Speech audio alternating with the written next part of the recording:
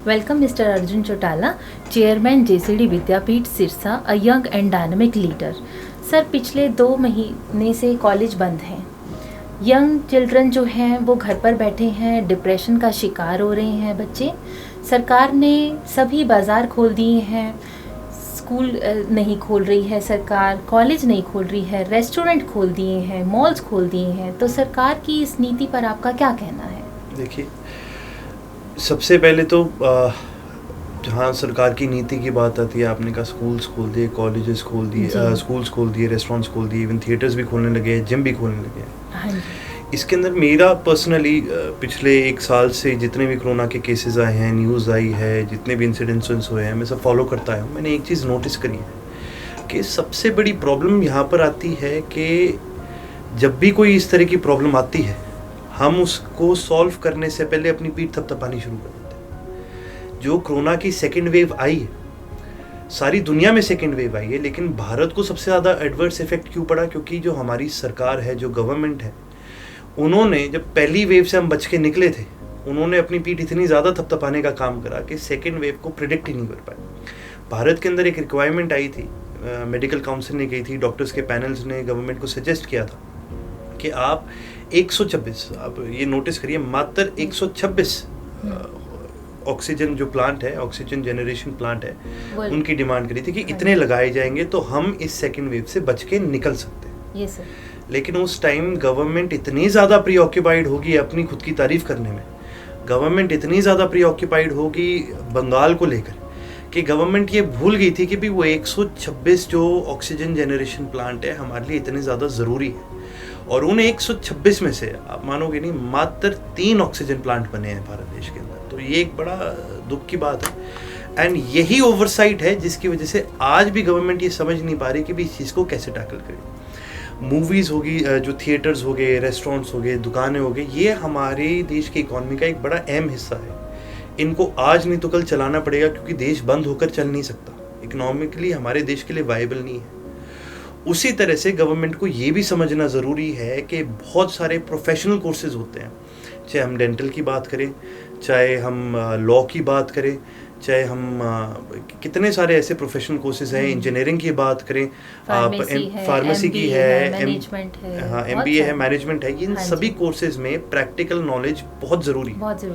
Theoretical knowledge तो हम एक हद तक हम ले सकते हैं। थ्योरेटिकल नॉलेज तो आज जो बच्चे घर पे बैठे हैं, अगर आप उनको बोलोगे भी ये चैप्टर्स पढ़ लो, वो तो पढ़ लेंगे, और रट भी लेंगे, पेपर्स में अच्छा भी करेंगे। लेकिन जब तक हम वो प्रैक्टिकल नॉलेज अचीव नहीं करते, तब तक हम उसके ऊपर कुछ नहीं कर सकते, तब तक उन बच्चों को उस थ्योरेटिकल नॉलेज का कोई फ़ायदा नहीं है। यहाँ पर मेरा मानना है कि गवर्नमेंट को लगता है कॉलेजेस और स्कूल्स को एक बराबर रखते हैं, जबकि नहीं है। जो स्कूल में पढ़ने वाले छात्र हैं वो बच्चे हैं, उनको वो 18 साल से कम की उम्र के हैं। भाई ज़रूरी नहीं है कि भाई वो बच्चे जो होते हैं कई बार यारी दोस्ती में भाई कोविड नॉर्म्स भूल जाते हैं, एक दूसरे का झूठा भी खा लेते हैं, खेल लेते हैं, साथ बैठे होते हैं, ना समझ होते हैं, थोड़े छोटे होते हैं, जाहिर सी बात है जी, मेजोरिटी का फ़र्क है। हाँ जी। लेकिन जो बच्चा कॉलेज में आ गया, भाई हम तो उसे इस देश में प्रधानमंत्री के लिए, मुख्यमंत्री के लिए हर इलेक्शन में हम तो उसे वोट करने लायक भी मानते हैं। 18 से ऊपर हो गया। देश का कानून देखो, देश का कानून ये मानता है कि भाई 18 साल से ऊपर की जो लड़की है वो इतनी मैच्योर है कि उसकी शादी कर दो, वो इतनी मैच्योर है कि देश के इस इलेक्शन में वो वोट दे सकती है, वो इतनी मैच्योर है कि उसके नाम पे एक आर्म्स लाइसेंस बन सकता है, वो इतनी मैच्योर है कि भाई कहीं पर भी किसी भी तरह से भाई हर एस्पेक्ट से उसको एक अडल्ट कंसिडर करा जाता है। लेकिन जब वो कॉलेज आते हैं तो एकदम से हमारी गवर्नमेंट सोचती है कि भाई अभी नहीं, ये तो बच्चे हैं। तो ये जो एक सोच है, ये सोच बड़ा गलत है। हमें अपने कॉलेज के स्टूडेंट्स को एज अडल्ट ट्रीट करना पड़ेगा, उनको एक अडल्ट होने के नाते एक अडल्ट के नज़रिए से देखना पड़ेगा। वो बड़े हैं, उनको समझ है, सोशल डिस्टेंसिंग के नॉर्म्स अगर रेस्टोरेंट में लागू किए जा सकते हैं, थिएटर में लागू किए जा सकते हैं, अगर सोशल डिस्टेंसिंग के नॉर्म क्या कहते हैं दुकानों में, मार्केट में, मॉल्स में लागू किए जा सकते हैं, तो स्कूल में तो कॉलेजेस में तो ज़रूर लागू करने चाहिए। और इसका भी सिस्टम बड़ा अच्छा है कि भाई अगर आपने हाफ कैपेसिटी पे चलाना है तो स्टूडेंट्स को ऑल्टरनेट डेज पे बुलाना शुरू कर दीजिए। ऑल्टरनेट डेज पे भी आएंगे, पर एटलीस्ट कम से कम उनको जो एक बड़ी वाइटल प्रैक्टिकल नॉलेज जो चाहिए वो कहीं ना कहीं से उनको मिल सकती है। तो मेरा ये मानना है कि गवर्नमेंट की ये ओवरसाइट है और गवर्नमेंट की कहीं ना कहीं ये एक बड़ी गलत चीज़ है कि भी वो इन स्टूडेंट्स को उस लेवल की मैच्योरिटी के साथ उनको नहीं मानते, उनको मैच्योर नहीं मानते, जबकि गवर्नमेंट को मानना चाहिए। जो देश का यूथ है, आज हम हर बात पे हम कह देते हैं भी आज देश को तो यूथ ने चलाना है, देश को तो यूथ ने चलाना है। अगर हम यूथ को उनके घर से बाहर नहीं निकलने देंगे, अगर हम यूथ को कहेंगे कि भाई मॉलों में चले जाओ, तुम रेस्टोरेंट्स में चले जाओ, अगर हम उस यूथ को कहेंगे भाई घूम फिर लो, लेकिन कॉलेज मत आना, तुम प्रदेश तुमने चलाना है, तो वो एक बड़ी गलत सोच है, वो एक बहुत बहुत बड़ी ओवरसाइट है इस चीज़ के अंदर। थैंक यू सर, बहुत अच्छा सर। सर इसी के साथ एक और सवाल करती हूँ कि बच्चों को आप कोरोना काल में उनके भविष्य के बारे में क्या राय देंगे? देखिए, मैं राय ये दूंगा कि हम दुनिया में इस 21वीं सदी के अंदर हम एक ऐसे मोड़ पर आए हैं जहाँ पर ये दुनिया छोटी होती जा रही है।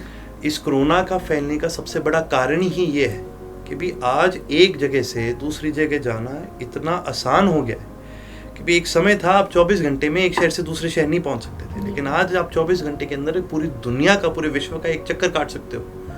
तो वो एक बहुत बड़ी बात है, दुनिया छोटी होती जा रही है। और जिस तरह से कोरोना की बीमारियां ये हैं और भी हैं, ये एक हमें इस चीज़ से सीख लेनी चाहिए। सबसे बड़ी सीख है कि जो मास्क है, जो सोशल डिस्टेंसिंग है, हाइजीन है, इन चीज़ों के बारे में हमें यूँ नहीं सोचना चाहिए कि भाई ये कोरोना ख़त्म हो जाएगा तो बस ये मास्क उतार फेंकेंगे। हमें ये मानना चाहिए और ये अपने दिल में ये बात ले लेनी चाहिए कि भाई इस तरह की चीज़ें आगे भी आ सकती है। खुद का ध्यान रखना, सोशल डिस्टेंसिंग सीखना, ये हमें अपनी पूरी उम्र के लिए अडॉप्ट करना पड़ेगा। और आज ही हमें क्लासरूम के अंदर भी बच्चों को उसी तरह से आगे के लिए प्रिपेयर करना पड़ेगा। जिस तरह से ये पैंडेमिक आया है, दुनिया भर के वैज्ञानिक पिछले कई सालों से प्रेडिक्ट करते आए हैं, क्योंकि दुनिया छोटी होती जा रही है, एक जगह से दूसरी जगह बीमारी फैलने में समय नहीं लगता। तो ये हमें इस चीज़ की अभी से आदत डाल लेनी चाहिए कि भी आगे भी इस तरह की कोई भी वेव आ सकती है, हमें पहले से उसकी तैयारी कर लेनी चाहिए। थर्ड वेव में डॉक्टर्स ने प्रेडिक्ट किया है कि सबसे ज़्यादा जो खतरा होगा वो बच्चों को ही होगा। हमने अपने बच्चों को घरों में तो बंद कर लिया, ज़्यादातर स्कूल्स बंद हो गए हैं, ज़्यादातर सोसाइटीज़ के अंदर भी बच्चों को घरों से बाहर नहीं निकलने दिया। लेकिन आप एक चीज़ बताओ, बच्चों को पूरी उम्र तो कमरों में नहीं बंद कैद रख सकते। उनको भी कभी बड़ा होना पड़ेगा, उनको भी बड़े होकर इन समस्याओं को सामना करना पड़ेगा। जी सर। तो उनको बंद करने की बजाय ये हमारा फर्ज बनता है कि अभी से हम उनको प्रिपेयर करना चाहिए। हाँ, उनको शिक्षा दें कि किस तरह से आप एक दूसरे को, उनको भी, सामने वाले को भी प्रोटेक्ट कर सकते हो, खुद को भी प्रोटेक्ट। जब हम स्कूल में होते थे तो हर स्कूल के अंदर आज के दिन ये है कि भी एक सब्जेक्ट आता है मॉरल इंस्ट्रक्शंस या मॉरल साइंस या मॉरल एजुकेशन, हर स्कूल का होता है। तो हर स्कूल के अंदर ये कंपलसरी है और भाई मोरालिटी के ऊपर हम बच्चों को शिक्षा देते हैं। तो जैसे मॉरल साइंस कंपलसरी एक सब्जेक्ट है, एक सब्जेक्ट आज के दिन हर स्कूल के अंदर कंपलसरी होना चाहिए, वो है सोशल डिस्टेंसिंग का, वो है पैंडेमिक से बचने के, हाइजीन के ऊपर हो गया, चाहे इन चीज़ों के ऊपर हो गया, बट किस प्रकार से भी आगे के लिए अपने आप को आप बचा के रख सकते हैं, ये भी एक कंपलसरी सब्जेक्ट होना चाहिए। जी सर। सर दूसरा सवाल है कि बेरोजगारी तो पहले से ही बहुत थी, पर अब बहुत और ज़्यादा स्तर पर अपने आ गई है, तो इसमें आप युवाओं का क्या भविष्य है? देखिए, युवाओं का भविष्य, जहाँ बेरोजगारी की बात आती है तो ये बड़ा एक दुख की बात है कि भी इतनी बड़ी पॉपुलेशन होने के बाद, इतनी ज़्यादा अपॉर्चुनिटीज़ हमारे देश में होने के बावजूद भी आज इस तरह की प्रॉब्लम्स हमारे सामने आ रही है। युवाओं को इस चीज़ के अंदर मैं एक ही चीज़ कहूँगा कि आज का जो युवा है, जो हमारे देश का युवा है, उसके लिए थिंकिंग आउटसाइड द बॉक्स बहुत ज़रूरी है। मैं जब बाहर पढ़ रहा था तो मैंने एक चीज़ देखी थी, वहाँ पर अगर कोई बच्चा पढ़ाई में अच्छा नहीं है, कोई म्यूज़िक में अच्छा है, कोई स्पोर्ट्स में अच्छा है, कोई आर्ट में अच्छा है, कोई क्राफ्ट में अच्छा है, उन बच्चों को भी उनके पेरेंट्स यूँ नहीं कहते कि ले भाई पढ़ाई में बढ़िया नहीं है तो ये क्या करेगा। वो देखते हैं कि अगर उस बच्चे के पास एक स्किल नहीं है, दूसरा स्किल है, तो उसको बढ़ावा दिया जाए। तो मैं सभी को एक चीज़ कहूँगा, सभी बच्चों को एक चीज़ कहना चाहूँगा, सभी यूथ को एक चीज़ कहना चाहूँगा कि आपकी जो स्किल्स हैं पढ़ाई के अलावा, एक और स्किल डेवलप करना आज के दिन बहुत ज़रूरी है। जितना ज़्यादा आप अपने स्किल्स को डेवलप करोगे, चाहे वो म्यूज़िक में है, चाहे वो लिटरेचर में है, चाहे वो फाइन आर्ट्स कितनी चीज़ों में है, स्पोर्ट्स है, आपको उनको छोड़ना नहीं है। पढ़ाई आपकी एक तरफ चलती रहेगी, लेकिन आने वाले समय के अंदर जैसे जैसे दुनिया छोटी होती जाएगी, अलग अलग स्किल्स की, अलग अलग चीज़ों की रिक्वायरमेंट बढ़ती जाएगी। भारत देश के अंदर सबसे बड़ी, मैं आपको एक एग्जांपल देता हूँ, आज के दिन सबसे ज़्यादा स्मॉल स्टार्टअप्स जो हैं वो हमें भारत देश के अंदर देखने को मिल रहे हैं, क्योंकि मोबाइल फ़ोन्स के आने के बाद सॉफ्टवेयर के अंदर इतना बड़ा बूम आया है कि जिसको हम भारत की सिलिकॉन वैली कहते हैं, बैंगलोर, उसने कई फीसदी उस वैली ने ग्रोथ करी है, बैंगलोर ने ग्रोथ करी है। पूरे भारत के अंदर, हरियाणा की अगर हम बात करेंगे, गुड़गांव के अंदर इतने स्टार्टअप्स ने ग्रो किया है। वो इसी कारण है कि ये जो लोग थे, इन्होंने सिर्फ अपनी पढ़ाई के साथ साथ एक अपनी विज़न हमेशा साथ लेके चले हैं। जितनी ज़रूरी आपकी पढ़ाई है आपके लिए, उतनी ज़रूरी एक विज़न आपके लिए बहुत ज़रूरी है कि भी आपको पता होना चाहिए कि भी मैंने अगले 10 साल में ये अचीव करना है, और आपको उसका रास्ता भी खुद बनाना पड़ेगा। कोई भी स्पून फीडिंग नहीं करेगा। आज के दिन हमारे ज़माने में इतना ज़्यादा कंपटीशन आ चुका है बच्चों के लिए, स्कूल्स में, कॉलेजेस में कंपटीशन इतना ज़्यादा आ चुका है, इतना कट थ्रोट हो चुका है कि जो हमने अचीव करना है उसकी विज़न हमें हमारे पास 10 साल पहले ही होनी चाहिए। जी सर, महंगाई जो है वो आसमां छू रही है। पेट्रोल ने तो सेंचुरी बना ली है, और पेट्रोल पंप पर लोग 101 रुपये का लिफाफा देकर जा रहे हैं। और साथ में न्यूज़ में देखा था कि लोग जो है अपने वाहनों को नहरों में डाल रहे हैं, और इतना महंगाई में उछाल आ चुका है पेट्रोल डीजल की कि लोग, आम आदमी जो है वो अपने रिश्तेदारों के घर आना जाना भी बहुत कम कर चुका है। तो इस महंगाई के दौर में आम आदमी कैसे जिए सर? सबसे पहली चीज़ तो यही है जी कि हमें, अब जाहिर सी बात है कि भी महंगाई एक ऐसी चीज़ है, इसको हम एक दिन में काउंटर नहीं कर सकते, इसको हम 2 दिन में काउंटर नहीं कर सकते। महंगाई एक बहुत बड़ा इकोनॉमिक डिलेमा है हमारे लिए, और डिलेमा ये इसलिए ज़्यादा है क्योंकि हमारे देश में जिस रेट से महंगाई बढ़ती जा रही है, उसी रेट से जो इनकम है वो नहीं बढ़ रही। महंगाई और इनकम हमारे देश में दोनों डिस्प्रपोर्शनेट है। इसलिए बहुत ज़रूरी है कि भाई हमें अपने खर्चे एक पर्सनल लेवल पे, फाइनेंशियल लेवल पे, हर तरीके से बिज़नेस का चाहे मॉडल हो, चाहे कैसे मॉडल हो, हमें इन चीज़ों को रोकना, इनको कंट्रोल करना, ये सीखना ज़रूरी है। कई लोग मेरे साथ अग्री नहीं करेंगे, लेकिन मेरे को याद है, मैं आज से 3-4 साल पुरानी बात है, मेरे बड़े ब्रदर हैं, वो इलेक्शन लड़ रहे थे। हाँ जी। तो उस समय उनको एक युवा मिला, तो वो उसके पास बुलेट मोटरसाइकिल था, और वो मेरे भाई से मिलने आया था, और उन्होंने बोला कि जी फाइनेंशियली दिक्कत आती है बड़ी, और मुझे भी एक जॉब की रिक्वायरमेंट है। तो मेरे भाई ने उनको एक सजेशन दिया था कि जॉब की रिक्वायरमेंट आपकी तो आपके स्किल के थ्रू पूरी हो जाएगी जी, लेकिन जो आपकी फाइनेंशियल दिक्कत है वो सबसे पहले कहाँ से शुरू होती है कि आप अपने घरेलू खर्चे या और तरह के जो खर्चे हैं, अगर आप उन पे काबू रखें जी।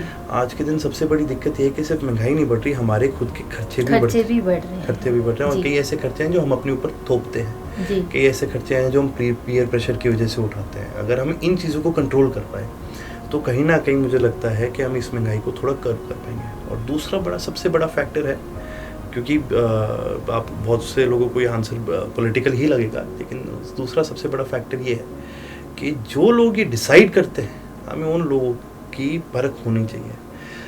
एक स्टडी आई थी कि भाई भारत का इंडियन सब कॉन्टिनेंट में सबसे ज़्यादा महंगा तेल है। आप एक चीज़ देखिए, नेपाल में तेल हमसे सस्ता है जी, बांग्लादेश में तेल हमसे सस्ता है, भूटान में भी तेल हमसे सस्ता है, तो श्रीलंका में तेल हमसे सस्ता है जी। तो आप देखिए ये सारे ऐसे देश हैं जिन्होंने अपनी महंगाई को कर्ब किया है। गवर्नमेंट ने पॉलिसीज ऐसी बनाई हैं, गवर्नमेंट ने स्कीम्स ऐसी लेके आई हैं जिनसे महंगाई को ये कर्ब कर पाए। तो हमारे लिए ये बहुत ज़रूरी है कि हम एक ऐसी गवर्नमेंट का साथ दें जो इन चीज़ों को कर्ब करने में हमारी मदद कर सके जी।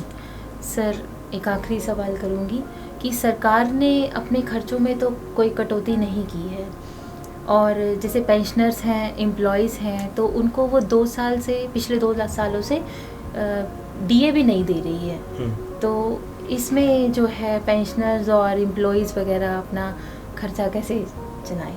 देखिए जी, यहाँ पर वही चीज़ आ जाती है, ये बड़ी दिक्कत की बात है और बड़ी दुख की बात है। जैसे कि मैंने पहले कहा, महंगाई बढ़ रही है, लेकिन जो इनकम है लोगों की वो प्रोपोर्शनेटली नहीं बढ़ रही।